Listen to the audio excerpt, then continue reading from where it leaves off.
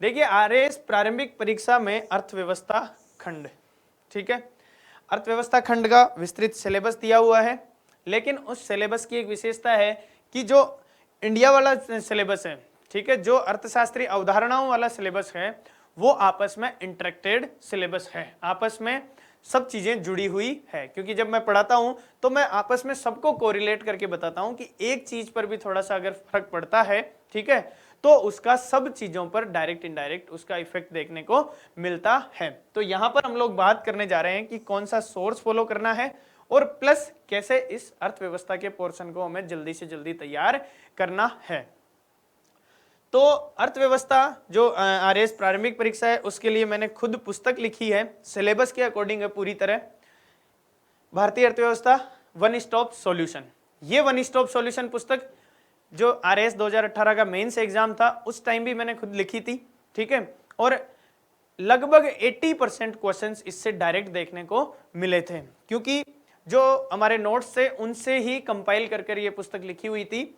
और जो टॉप 100 के लोग हैं जब उनके फोन मैसेजेज आते हैं तो मुझे काफी अच्छा लगता है, लोग कहते हैं कि सर हमने आपकी पुस्तक पढ़ी है, तो वो एक तरह से मेरे नोट्स थे जो कंपाइल करके निकाले हुए थे, तब भी मेरी यही सोच थी कि मेरा जो सोर्स है या जो मेरे नोट्स है वो लोगों के काम आ सके, ठीक है। तो यही मैं अभी भी यही सोच रखता हूं कि जो मेरा ये अध्ययन है, जो नॉलेज है वो लोगों के काम आ सके, जिससे जिन लोगों को जरूरत है वो उसको पढ़ के अच्छा स्कोर कर सके। तो ये वन स्टॉप सॉल्यूशन ये बुक है, मैं विश्वास के साथ कहता हूं कि मैंने खुद इसमें अच्छे से मेहनत करके मेरे नोट्स का ही कंपाइलेशन किया है, प्लस जो करंट के डेटा है वो इसमें अपडेट किए हैं। तो जो अवधारणाओं वाली समझ वाला पार्ट है इंडियन इकोनॉमी वाला, वो आप यहां से तैयार कर सकते हो, वन स्टॉप सॉल्यूशन के रूप में यहां पर है। अब इसमें ध्यान क्या क्या रखना है, हमें पाठ्यक्रम का वर्गीकरण कर इसका विश्लेषण किया जाना जरूरी है। यही चीज मैं आपको पहले से बता रहा था। विश्लेषण कैसे, ये विश्लेषण किस आधार पर होगा, ये विषय विशेषज्ञ के आधार पर नहीं करके एक सामान्यज्ञ और किसके आधार पर, जो पूर्व के प्रश्न पत्र, पूर्व के जो प्रश्न है, ठीक है, कौन से पूर्व के प्रश्न, 2013, 2016 और 2018 के जो आरएएस प्री का पेपर्स है उनको आपको पढ़ना है, उनमें से इकोनॉमी के जो क्वेश्चंस है उनको निकालना है और सिलेबस के अकॉर्डिंग ये देखना है कि कौन से पार्ट से सबसे ज्यादा प्रश्न पूछे जाते हैं। जैसे मैं आपको बताऊं, एक प्रश्न फिक्स आता है आपका नेशनल इनकम से, फिक्स आना ही है वो। दूसरा क्वेश्चन आता है आपका बजट से, एक क्वेश्चन आता है आपका फिस्कल या मॉनेटरी पॉलिसी से, ठीक है, एक क्वेश्चन आता है आपका पीडीएस या सब्सिडी से। तो ये कुछ मेन जो टॉपिक है वहां से प्रश्न आते ही हैं। तो जब हमें पता है कि यहां से क्वेश्चन आने वाला है तो हम उसे छोड़कर क्यों जाएं, इसका मतलब है कि हमें वो नहीं छोड़कर जाना है, वो हमारी स्ट्रेंथ बनने वाले हैं वो टॉपिक, तो हमें वो अच्छे से तैयार करने हैं। दूसरा पॉइंट में बात करूं तो पाठ्यक्रम 3 मुख्य स्तंभों पर आधारित है। 3 मुख्य स्तंभों में कौन सा, अवधारणात्मक समझ, यहां से 2 से 4 प्रश्न पूछे जाते हैं डायरेक्ट, ठीक है, जहां पर आपको नेशनल इनकम से रिलेटेड फॉर्मूले पूछ लें या मॉनेटरी या फिस्कल पॉलिसी से रिलेटेड कुछ पूछ लें या बजट से रिलेटेड उसका क्लासिफिकेशन या बजटरी डेफिसिट्स वगैरह जो टाइप्स ऑफ डेफिसिट होते हैं वो वहां से कहीं से भी प्रश्न पूछे जा सकते हैं अवधारणात्मक समझ के रूप में। 5-6 टॉपिक है वो इस बुक में आपको बहुत ही छोटे तरीके से एक्सप्लेन किए हुए हैं, एक एक पैराग्राफ में उन चीजों का एक तरह से 360 डिग्री मूल्यांकन किया गया है, जहां आपको परिभाषा की समझ भी विकसित की गई है जहां आपके लिए, और प्लस वहां उसके एप्लीकेशंस भी बताए गए हैं। तो अवधारणात्मक समझ वाला टॉपिक प्लस विकास से संबंधित अवधारणाएं व कार्यक्रम, विकास से संबंधित अवधारणाएं व कार्यक्रम में यहां इस चीज को हमें किससे लेना है, जो योजनाएं हैं, ठीक है, जो गवर्नमेंट स्कीम्स हैं, जो योजनाएं हैं उनसे, क्योंकि योजनाओं से प्रश्न पूछे जाते हैं। इनफैक्ट 4-5 तो मैंने कम ही डाल दिए, योजनाओं से आपको 7-8 प्रश्न पूछे जाने वाले हैं। और जहां पर 7-8 इसलिए बता रहा हूं इन योजनाओं से क्योंकि कम से कम भी 4-5 क्वेश्चन तो आपको जो आर्थिक क्षेत्र की योजनाएं हैं उनसे पूछे जाएंगे, गरीबी, बेरोजगारी, ठीक है, और प्लस 4-5 क्वेश्चन है वो आपको जो वल्नरेबल सेक्शंस के लिए स्कीम्स चल रही है, ठीक है, जैसे हमारे SC ST, OBC, माइनॉरिटी, महिलाएं, बच्चे, ठीक है, वृद्धजन, उनसे रिलेटेड जो स्कीम्स चल रही है वहां से प्रश्न पूछे जाते हैं। जब आप लोग पेपर उठा के देखोगे तो आप खुद ही मूल्यांकन कर पाओगे कि स्कीम्स को ज्यादा वेटेज दिया जाता है, यहां से डायरेक्ट क्वेश्चन पूछे जाते हैं। और जब हम लोग स्कीम तैयार करें, कोई भी योजना तैयार करें, तो हमारा अप्रोच ये रहना चाहिए कि उस योजना को शुरुआत करने का वर्ष कौन सा है, ठीक है, कब वो शुरुआत हुई है, प्लस उसका उद्देश्य क्या है, उसका लाभार्थी वर्ग या टारगेटेड जो बेनिफिशरीज है वो कौन से हैं, प्लस स्कीम के मेन फीचर क्या है। तो ये जो क्लासिफिकेशन है सारी स्कीम्स का, वो इस बुक में आपको लास्ट का जो सेगमेंट है उसमें 30-40 स्कीम्स दी हुई है मेन, तो वो यहां से आप देख सकते हो। नेक्स्ट में बात कर रहा था, थर्ड पोर्शन है जो राजस्थान की अर्थव्यवस्था, जहां से 13-14 क्वेश्चंस पूछे जाते हैं। तो उनके लिए आपका जो बेसिक गाइड है, ठीक है, जो सोर्स रहेगा आपका, वो होता है राजस्थान की आर्थिक समीक्षा। जो लोग इस एग्जाम की तैयारी में बहुत दिनों से जुटे हुए हैं, जिनको कुछ समय हो गया है, जिनकी जो समझ है वो व्यापक रूप से विकसित हो चुकी है, वो इकोनॉमिक सर्वे का ओरिजिनल डॉक्यूमेंट जो पढ़ते आए हैं उसको ही रिवाइज कर सकते हैं। लेकिन मेरे अनेक साथी विद्यार्थी मित्र हैं जो नए तरीके से शुरू करने जा रहे हैं, उनके पास समय कम है, तो उनके लिए ही मैंने खुद राजस्थान की अर्थव्यवस्था के रूप में एक 96 पेज का डॉक्यूमेंट निकाला है, जिसके जो मेन फीचर है वो क्या है, आपको यहाँ आर्थिक समीक्षा का सारांश भी मिलेगा, क्योंकि जब हम लोग आर्थिक समीक्षा का ओरिजिनल डॉक्यूमेंट पढ़ते हैं, ठीक है, तो ओरिजिनल डॉक्यूमेंट में इतनी कॉम्प्लिकेशन है, इतनी जटिलताएं हैं कि वो हमारे समझ में नहीं आता है कि कौन सा पार्ट इंपॉर्टेंट और कौन सा नहीं है, कौन से पार्ट में क्या चीजें इंपॉर्टेंट है। तो उन सब चीजों के लिए आप इसको रेफर कर सकते हो, राजस्थान की अर्थव्यवस्था को। ये मेरा वायदा है कि यहां से आपको 100% अच्छे प्रश्न देखने को मिलेंगे। दूसरा, इसमें बजट सारांश भी है, जो राजस्थान सरकार का बजट है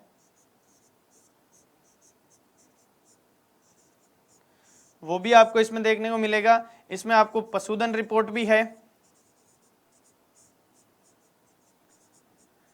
इसके अलावा वन रिपोर्ट भी है इसमें, और इसके अलावा जहां से एक क्वेश्चन आपको पूछा ही जाना है, जनसंख्या, ठीक है, जनसंख्या वाला जो पार्ट है, जनगणना, कौन से जिले में ज्यादा है, कौन से में कम है, लिंगानुपात, घनत्व, डेंसिटी, ठीक है, चाइल्ड सेक्स रेशियो, वो सारी चीजें इसमें 96 पेज में एक नोट्स फॉर्मेट में कंपाइल की हुई है। तो आप इसको इजीली एक रिलायबल और ऑथेंटिक सोर्स के रूप में फॉलो कर सकते हैं। अब मैं वापस पीछे आता हूं, जो मुख्य मुद्दे पे था मैं, तो राजस्थान की अर्थव्यवस्था से 13-14 प्रश्न पूछे जाने हैं, और आप सोर्स के रूप में अगर कम समय में उसको तैयार करना चाहें तो डीएलएस पब्लिकेशन की ही मेरी खुद की लिखी हुई राजस्थान की अर्थव्यवस्था पुस्तक से उसको तैयार कर सकते हैं। अब देखिए, ये तो हो गया आपका कौन सा पोर्शन कि अर्थव्यवस्था खंड को पढ़ना कहां से है, ठीक है, और कैसे पढ़ना है। नेक्स्ट हम लोग चलते हैं कि कम समय में अर्थव्यवस्था के पाठ्यक्रम को तैयार करने के सोर्स। तो इनकी मैं बात कर रहा था, आपसे मैंने बात कर ली कि मेरी खुद की लिखी हुई है डीएलएस पब्लिकेशन से वन स्टॉप सॉल्यूशन के रूप में, ठीक है, वहां से आप लोग भारतीय अर्थव्यवस्था और आर्थिक अवधारणाओं के रूप में अगर आपको सिलेबस को तैयार करना है तो इसको आप लोग फॉलो कर सकते हो। राजस्थान की अर्थव्यवस्था और आर्थिक समीक्षा बजट के सारांश के रूप में डीएलएस पब्लिकेशन की ही कौन सी, राजस्थान की अर्थव्यवस्था पुस्तक से आप लोग इसको तैयार कर सकते हो। इनकी प्राइस भी हमने बहुत कम रखी है, क्योंकि एज ए स्टूडेंट हमने सारी पहले से ही परिस्थितियों से जूझे हुए आदमी हैं, तो हमें पता है कि स्टूडेंट्स को किन किन समस्याओं का सामना करना पड़ता है। तो ये पुस्तक 120 रुपये फिक्स की है, ये पुस्तक ओनली 65 रुपीज की है। तो इसलिए इनकी प्राइस भी इसलिए ही कम रखी गई है कि स्टूडेंट्स को ये मिनिमम रेट में, ठीक है, मिनिमम कॉस्ट में अवेलेबल हो जाए। तीसरी, राज्य सरकार की विभिन्न योजनाओं व कार्यक्रमों के लिए राजस्थान की अर्थव्यवस्था में हमने स्कीम्स दिए हुए हैं बहुत अच्छे से। नवीनतम आर्थिक घटनाओं व इंडेक्स के लिए आप लोग करंट अफेयर्स के रूप में क्रोनोलॉजी को फॉलो कर लें, और क्रोनोलॉजी में आप लोग फॉलो करने में एक चीज ध्यान रखें कि पिछले 6 महीने की आपको एटलीस्ट क्रोनोलॉजी पढ़नी है, वो आपके पास होनी चाहिए। और वहां से आप लोग कैटेगराइजेशन कर लें कि इस महीने के मेन आर्थिक, राजनीतिक या सांस्कृतिक या ऐतिहासिक या जो भी अलग अलग घटनाएं हैं उनको आप लोग कैटेगराइजेशन करके अपने नोट्स फॉर्मेट में बना लें। या फिर जो मार्केट में अलग अलग टाइप के वार्षिक अंक भी आपको देखने को मिलते हैं, और हम लोग भी कोशिश कर रहे हैं कि करंट अफेयर्स का एक वन स्टॉप सॉल्यूशन के रूप में एक डॉक्यूमेंट आपके सामने लाया जाए, और यदि वो लाया जाएगा तो आप लोगों को इस प्लेटफॉर्म के माध्यम से बता दिया जाएगा। तो इसमें मूमल व डीएलएस पब्लिकेशन के करंट अफेयर्स का जो सारांश है जो निकालने जा रहे हैं हम लोग, उससे आप लोग इसको तैयार कर सकते हो। तो इस तरह से ये सोर्स हो गए आपके। नेक्स्ट यदि मैं बात करूं तो पाठ्यक्रम को कम समय में कैसे पढ़ना है, तो अर्थव्यवस्था खंड में आपको रटन विद्या बिल्कुल नहीं करनी है, आपको चीजों को समझना है। क्योंकि जब आप लोग चीजों को समझ लेंगे तो मैं आपको बताऊं कि अर्थव्यवस्था में यदि आपने अवधारणात्मक जो पोर्शन है, ठीक है, जो कॉन्सेप्चुअल पार्ट है, उसकी आप लोगों में यदि समझ विकसित हो गई तो आप आराम से 10 से 15 पेज के जो नोट्स हैं उनसे आपका काम चला सकते हो। इनफैक्ट आरएस प्री ही नहीं, आरएस मेंस में भी। आपको विश्वास नहीं हो रहा होगा, ये हमने किया है, इसलिए आपको इस प्लेटफॉर्म के माध्यम से बता रहा हूं। तो इसलिए कोशिश ये करनी है कि अलग अलग संस्थाओं के नोट्स उठाकर उनको रटने से बढ़िया आप कोई रिलायबल ऑथेंटिक सोर्स लेकर उसको समझने पर ज्यादा जोर दीजिए। क्लियर है? नेक्स्ट है, जिन टॉपिक से बार बार प्रश्न पूछे जाते हैं उन टॉपिक्स पर अधिक समय दें। ये बात मैंने आपको पहले भी बताई है शुरुआत में भी, कि हमें पहचानना यह है कि एग्जामिनर कहां से प्रश्न पूछने वाला है। यहां पर इस एग्जाम को हमें पास करना है, यहां पर विषय विशेषज्ञ बिल्कुल भी नहीं बनना है, ठीक है। क्योंकि यदि हम विषय विशेषज्ञ बनने की कोशिश करेंगे तो हम गहराई में उतरते जाएंगे, और गहराई में उतरते उतरते हमारे ये 50 दिन निकल जाएंगे। इट मीन्स यदि हम इस इकोनॉमी के 50-60 घंटे बढ़ाकर हम लोग इसको 100 घंटे देंगे तो इसका मतलब आपका जो दूसरा टॉपिक है सिलेबस का, जो दूसरा पार्ट है आपका, पॉलिटी हो, हिस्ट्री हो, ज्योग्राफी हो, करंट अफेयर्स हो, राजस्थान जीके हो या मैथ रीजनिंग हो, साइंस टेक हो, उसमें आप लोग वहां कम करना पड़ेगा आपको समय। इसका मतलब आप चीजों से समझौता कर रहे हो, तो इसका नुकसान आपको हो सकता है। तो इसलिए कोशिश ये करें कि उन टॉपिक्स को सबसे ज्यादा जोर दें, उन टॉपिक्स पर सबसे ज्यादा समय बिताएं जो आपको परीक्षा में बार बार पूछे जाते हैं। और इस चीज का पता हमें कहां से लगेगा? इस चीज का पता लगेगा हमें आरएस 2013, आरएस 2016, आरएस 2018 के प्रारंभिक परीक्षा के जो प्रश्न पत्र है वहां से अर्थव्यवस्था खंड के या जो आर्थिक समीक्षा से प्रश्न पूछे जाते हैं, उन चीजों से हमें आपको एक तरह से आप लोगों को ये पता लगेगा कि कहां से प्रश्न पूछे जाते हैं, कौन से एग्जामिनर के फेवरेट टॉपिक है। थर्ड पॉइंट है, परीक्षा की दृष्टि से उपयोगी डाटा को नजरअंदाज ना करें। इट मीन्स जो डेटा है इकोनॉमिक सर्वे में, जैसे जीडीपी, जीएनपी, ठीक है, रोड इंफ्रास्ट्रक्चर का हुआ, इलेक्ट्रिसिटी का हुआ, ठीक है, स्कूल्स का हुआ, एजुकेशन से रिलेटेड हुई, लिटरेसी हुई, पशुधन हुई, ठीक है, पशुधन हुआ, उसके अलावा वन संसाधन हुआ, तो जो भी रिलेटेड डेटा है हमें बिल्कुल नजरअंदाज नहीं करना है। क्योंकि आप लोग पिछले पेपर्स उठा के देख लेना, सीधे सीधे डेटा से 3-4 प्रश्न पूछे जाते हैं, इजीली प्रश्न होते हैं वो। और यदि हम लोग डेटा याद करके जाते हैं, उनके साथ फेमिलियर होके जाते हैं, तो सीधा देखते ही टिक मारते हैं, जिससे हमारा समय भी बचता है, अगले क्वेश्चन को हम लोग समय भी दे पाते हैं, और प्लस हमारा एक तरह से हमें मार्क्स भी गेन होते हैं। नेक्स्ट हम लोग बात करें तो केंद्र व राज्य सरकार के कार्यक्रमों व योजनाओं को प्रारंभ किए गए वर्ष, ठीक है, लाभार्थी वर्ग व मुख्य विशेषताओं के साथ तैयार करें। ठीक है, ये मैंने आपको पहले भी बता दिया। तो जो मेरी खुद की लिखी हुई पुस्तक आप पढ़ोगे तो यहां से इस चीज का आपको सॉल्यूशन मिल जाएगा, क्योंकि उसका नाम ही क्या है, वन स्टॉप सॉल्यूशन। और ये जो कवर दिया हुआ है, ये छोटा सा आपको दिख रहा होगा, ये आरएस 2018 मेन से पहले आई हुई पुस्तक है, जिसमें से 80% क्वेश्चन सीधे सीधे स्टूडेंट्स को मिले थे, और ये उसका अपडेटेड वर्जन है। और ये प्रारंभिक परीक्षा के लिए नई पुस्तक लिखी हुई है, ये राजस्थान की अर्थव्यवस्था के लिए पुस्तक है।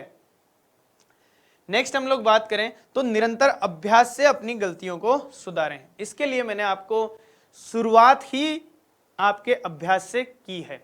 ठीक है, शुरुआत ही अभ्यास को सबसे ज्यादा वरीयता देते हुए की है।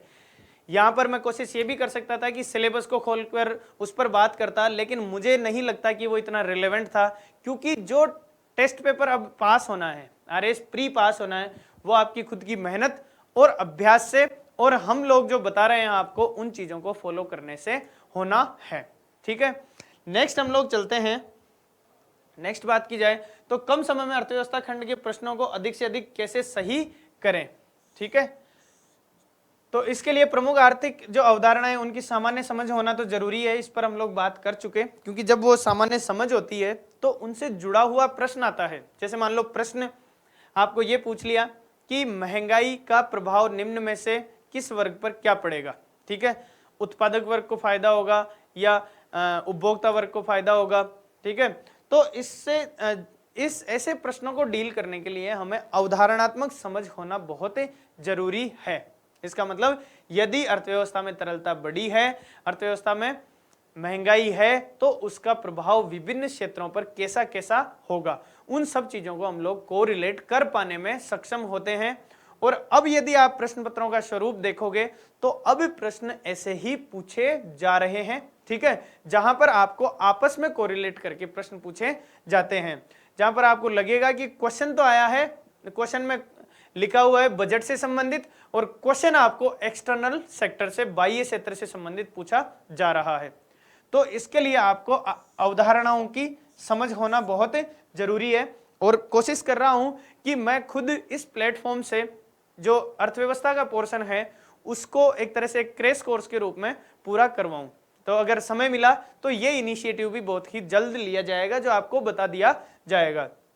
अर्थव्यवस्था खंड के पूरे पाठ्यक्रम को आपस में जोड़कर पढ़े। ठीक है, आपस में जोड़कर पढ़ने का मतलब यह है कि आपस में इंटरेक्शन करना है उसका।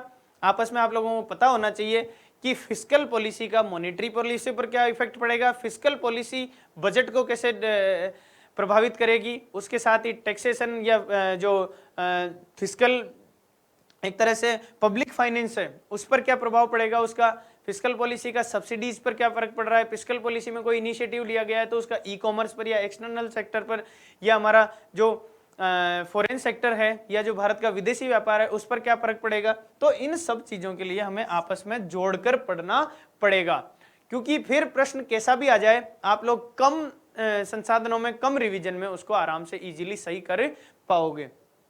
नेक्स्ट में बात करूं तो केंद्र व राज्य सरकार की योजनाओं में फ्लैगशिप कार्यक्रमों पर विशेष जोर देना है आपको। मैं ये इसलिए बता रहा हूं कि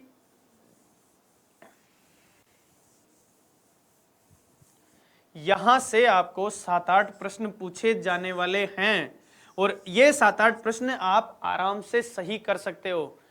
ठीक है, ये 7-8 प्रश्न पूरे के पूरे ही आप आराम से सही कर सकते हो, बहुत कम टाइम इन्वेस्ट करके। तो इसलिए ये जो पोर्शन है इस पर विशेष रूप से हमें जोर देना है। जो फ्लैगशिप स्कीम्स है, केंद्र सरकार की हो या राज्य सरकार की फ्लैगशिप स्कीम हो, उन पर विशेष रूप से हमें जोर देना है। नेक्स्ट पॉइंट, गत वर्ष के प्रश्न पत्रों के आधार पर ही हमें अपनी रणनीति बनानी चाहिए। ये मैंने आपको शुरू में इसलिए समझाया है ताकि हम समझ तो सकें कि एग्जामिनर पूछना क्या चाहता है और पूछना कैसे सवाल चाहता है। तो आरएस 2013, 2016 और 2018 के जो आरएस प्री के क्वेश्चन है वो हमें करने ही है, वो बिल्कुल नहीं छोड़ के जाने, क्योंकि उनसे 2-3 स्पेशल और फायदे होने वाले हैं आपको। हो सकता है कि वहां से कोई क्वेश्चन डायरेक्ट रिपीट हो जाए। ठीक है, और डायरेक्ट अगर क्वेश्चन रिपीट नहीं होगा तो उनके जो ऑप्शंस दिए हुए हैं उनसे संबंधित यदि आप जानकारी पूरी लेकर जाते हो तो उन ऑप्शन से संबंधित प्रश्न आने के चांस बहुत ज्यादा है। तो इसलिए आप इनको बिल्कुल भी न छोड़कर जाइए। यदि आप इनकी अच्छे से एक्सरसाइज करके जाते हैं, इनके रिलेटेड ऑप्शंस के बारे में भी पूरी अच्छे से नॉलेज लेकर जाते हैं, एक्सरसाइज करके जाते हैं, तो मेरी गारंटी है कि आपको 30 से 40 क्वेश्चन इनके आसपास से ही देखने को मिलेंगे। ठीक है, अब इसका मतलब ये नहीं है कि मान लो पॉलिटी का क्वेश्चन है कि निम्न में से बजट जो वार्षिक वित्तीय विवरण है या बजट है, इसका उल्लेख संविधान के कौन से अनुच्छेद में हमें देखने को मिलता है। मान लो ऑप्शन में आपके 112, 110, 114 और 117, तो यहां मैं आपको यह चीज समझाना चाह रहा हूं कि आपने 110 में बजट तो वहां से टिक कर लिया, लेकिन आप 110 अनुच्छेद को भी विस्तार से पढ़िए, क्या है ये धन विधेयक है, कैसा है, क्या है, प्लस 114 को भी अच्छे से पढ़िए कि ये विनियोग विधेयक है, तो विनियोग विधेयक कैसा होता है, क्यों आया जाता है, ठीक है, इस पर वोटिंग नहीं होती तो क्यों नहीं होती, ठीक है, एप्रोप्रिएशन बिल की मैं बात कर रहा हूं। और जो चौथा ऑप्शन है आपका 117 अनुच्छेद वाला, तो वहां पर आपको जो वित्त विधेयक की बात कर वित्त विधेयक के बारे में भी आपको विस्तार से समझ होना बहुत जरूरी है। तो इसलिए मैं आपको कह रहा हूं कि यदि आप इन पेपर्स का अच्छे से मूल्यांकन करते हैं और इनके जो ऑप्शंस है, ठीक है, उनसे संबंधित व्यापक जानकारी रखते हैं, तो आपके 30-40 प्रश्न आपको इस 2021 वाले आरएएस प्री में उनके आसपास से ही देखने को मिलेंगे, क्योंकि वो पब्लिक सर्विस कमीशन के आरपीएससी के फेवरेट टॉपिक है और उनके आसपास ही अब नए एग्जामिनर द्वारा वो पेपर बनाया जाने वाला है। नेक्स्ट है, अपनी कमियों से डरे नहीं, उन्हें सुधारने के लिए अधिक से अधिक मॉक टेस्ट का अभ्यास करें, क्योंकि डर के आगे जीत है। यदि हम अपनी कमियों से डरेंगे, हम हमारे डर से डरेंगे, तो हमें डर ज्यादा और ज्यादा डराएगा, ठीक है। तो इसलिए हमें हमारे डर को अब ये कह देना है कि अब मेरे अंदर जो कमियां होगी, मैं कोशिश करूंगा कि दूसरे दिन तीसरे दिन मैं उस टेस्ट पेपर को अटेंड करके मेरी कमी को दुरुस्त कर सकूं, जिससे जो फाइनल एग्जाम हॉल हो उसमें वो कमी हमें नकारात्मक रूप से प्रभावित नहीं कर पाए, नुकसान नहीं पहुंचा पाए। तो जो हिम्मत दिखाते हैं, ठीक है, उनको ही सफलता मिलती है। एक फेमस कोट भी है ना कि हिम्मते मददे तो मददे खुदा। यदि किसी व्यक्ति में हिम्मत है तो ईश्वर भी उसकी क्या करता है, मदद करता है। तो और इंग्लिश में भी एक कोट है कि God helps them who helps themselves. जो व्यक्ति खुद की सहायता करता है उसी की सहायता ईश्वर करता है। तो हमें इस चीज को समझ लेना चाहिए कि सबसे ज्यादा अगर उपयोगिता है तो इस पॉइंट की है। इस पॉइंट से, 5वें पॉइंट से यदि आप बार बार अधिक से अधिक टेस्ट पेपर्स, मॉक पेपर्स की प्रैक्टिस करोगे तो आपको अंदाजा लग जाएगा कि प्रश्न में उत्तर क्या होने वाला है, ठीक है। यह मैं इसलिए कह रहा हूं क्योंकि मॉक टेस्ट की प्रैक्टिस करने से आप परीक्षा के अनुरूप, पाठ्यक्रम के अनुरूप पढ़ाई भी ज्यादा से ज्यादा करते हैं, प्लस आपका सोचने का तरीका भी बदल जाता है, प्लस आपका डर भी निकल जाता है। तो आप लोग एकदम पीसफुल अवस्था में, एकदम मोटिवेटेड होकर, कॉन्फिडेंट होकर एग्जाम हॉल में पेपर को आप लोग डील करते हो। तो उस स्थिति के लिए हमें पहले से ही वो पूरा अभ्यास करके जाना है। वो पूरा एकदम मुख्य रिंग में उतरने से पहले छोटी छोटी रिंग का पूरा अभ्यास करके जाना है, जिससे हम लोग मुख्य रिंग में उतरकर मेडल लेकर आने वाली स्थिति में हो।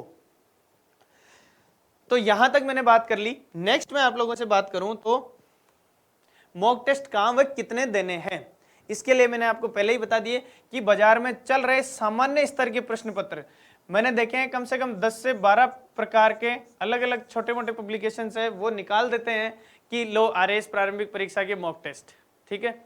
अब आप लोग कम से कम जब आपने पढ़ाई की है तो इतना सा तो मूल्यांकन कर सकते हो कि कौन सी चीज रिलेवेंट है, कौन सी आपके पूर्व के जो प्रश्न पत्र है उनके अकॉर्डिंग है। क्योंकि जो भी मॉक टेस्ट आपको पूर्व के प्रश्न पत्रों के अकॉर्डिंग लगे, जिसका लेवल अच्छा हो, जिसमें करंट अफेयर्स भी हो, जिसमें इकोनॉमिक सर्वे और बजट के क्वेश्चंस भी पूछे हुए हो, और जिसमें क्वेश्चंस पिछले ट्रेंड के अकॉर्डिंग हो, तो ऐसे ही मॉक टेस्ट आपको अभ्यास करने हैं। उसके लिए अच्छी कोचिंग्स के मॉक टेस्ट ले सकते हो, या बाजार में जो अच्छे मॉक टेस्ट मिले आपको वो ले सकते हो। इसके लिए आपको डीएलएस पब्लिकेशन भी मॉक टेस्ट निकालने की तैयारी कर रहा है, जिसमें हम लोग खुद क्वेश्चंस सिलेबस के अकॉर्डिंग तैयार कर रहे हैं, जहां पर कोशिश ये की जा रही है कि आपका सिलेबस भी पूरा हो, ठीक है, और आपकी अवेयरनेस का स्तर भी अच्छा हो, और प्लस जो क्वेश्चन पेपर का नेचर है, ठीक है, वो भी जो प्रीवियस ईयर के क्वेश्चन है उनके अकॉर्डिंग हो, ठीक है।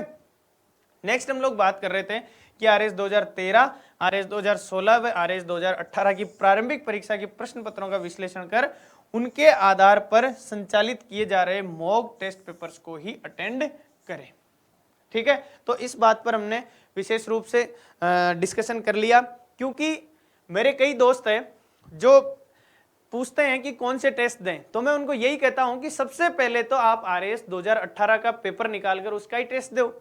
उससे आप लोगों को पता तो लगेगा कि लेवल क्या है, ठीक है, और उस पर आधारित जो नए टेस्ट पेपर्स चल रहे हैं, मॉक टेस्ट पेपर्स चल रहे हैं, उनको देने से आप लोगों को वास्तविकता का पता चलेगा। क्योंकि जब वन लाइनर यदि आप टेस्ट देते चले जाओगे तो उनमें आप 100 क्वेश्चन से ज्यादा अटेम्प्ट करोगे, एक तरह से आपके 100 क्वेश्चन से ज्यादा सही हो रहे हैं तो आपका कॉन्फिडेंस लेवल तो अच्छा है, लेकिन अगर आपको अच्छे लेवल के हार्ड क्वेश्चन अगर मेन एग्जाम हॉल में देखने को मिलेंगे तो वहां पर हम लोग डिमोरलाइज हो जाते हैं, वहां घबराहट होने लगती है। तो इसलिए ऐसे प्रश्न पत्रों का अभ्यास हमें अभी से ही करके जाना है कि प्रश्न पत्र किसी भी स्तर का आए, कठिनाई का लेवल कुछ भी हो, इजी हो या हार्ड हो, यदि वो इजी है तो सबके लिए इजी है, यदि वो हार्ड है तो सबके लिए हार्ड है। तो इसलिए हमें जो ट्रेंड है उसके आधार पर ही प्रश्नों की जो एक्सरसाइज है वो करनी है।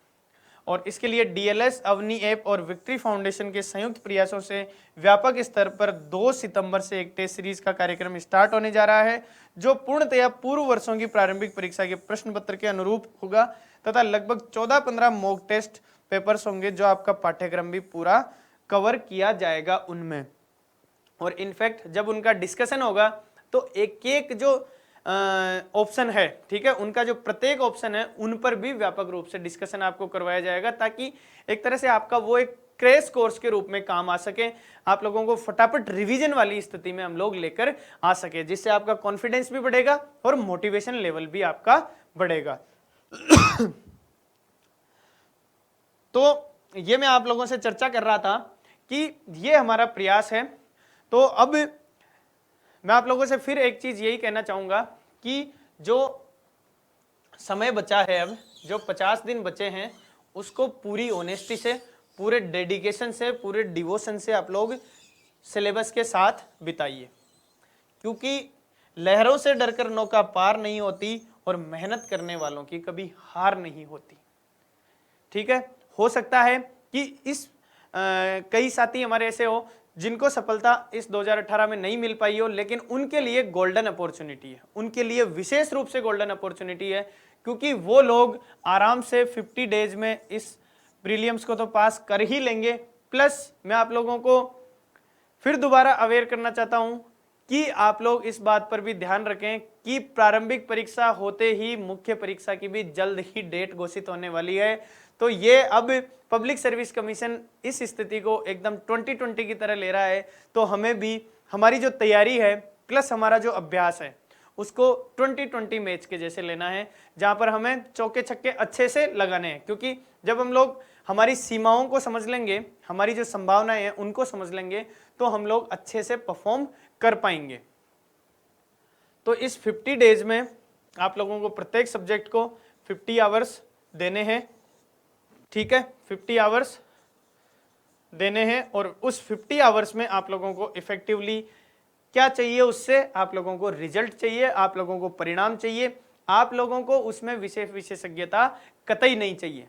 ठीक है, क्योंकि कई लोग जैसे इतिहास के लिए, अगर आपको इतिहास की पुस्तक पढ़नी हो तो आप लोग रिलायबल सोर्सेज पढ़िए, एनसीईआरटी पढ़िए, राजस्थान बोर्ड की किताबें पढ़िए। आप लोगों को विषय विशेषज्ञों की इतिहास की बड़ी बड़ी पुस्तकें पढ़ने की कहां से आवश्यकता है, और प्लस अभी समय भी नहीं है उनके लिए। तो इसलिए मैं फिर दोबारा यही कहता हूं कि अपना जो कंटेंट, अपने जो सोर्सेज है उसको सीमित कीजिए। ठीक है, वो ऑथेंटिक होना चाहिए, रिलायबल होना चाहिए, उसका बार बार अभ्यास होना चाहिए। और वो अभ्यास कैसे होना चाहिए, मॉक टेस्ट के आधार पर, टेस्ट सीरीज अच्छी ज्वाइन करके उसको आप लोगों को अभ्यास को किसमें, उस परफॉर्मेंस को आप लोगों को, उस अपॉर्चुनिटी को आप लोगों को परफॉर्मेंस में और रिजल्ट में कन्वर्ट करना है। तो आप लोग तैयार हो जाइए। 2 सितंबर से आप लोगों के लिए एक बहुत बड़ा अभियान के रूप में टेस्ट सीरीज शुरू होने वाली है, जहां पर आप लोगों को सारी चीजें वन स्टॉप सॉल्यूशन के रूप में मिलेगी। और जहां तक संभव है इस कार्यक्रम का नाम RAS विद RAS होने जा रहा है। RAS विद RAS के रूप में ये प्रोग्राम चलेगा, जहां पर आप लोग जो RAS अब बनना चाह रहे हैं वो लोग जो RAS बन चुके हैं वो संयुक्त मंच पर होंगे। उनका काम आपको गाइड करना है और आपका काम आपकी ऊर्जा को सटीक तरीके से सही मार्ग पर लेना है। ठीक है, उस पर लगाना है, जिससे आपको परीक्षा का परिणाम मिल सके। तो इतना कहकर अपनी वाणी को विराम दूंगा। बहुत बहुत धन्यवाद, आभार आप लोगों का। और प्लस इस विक्ट्री फाउंडेशन प्लेटफॉर्म का भी बहुत बहुत धन्यवाद और आभार।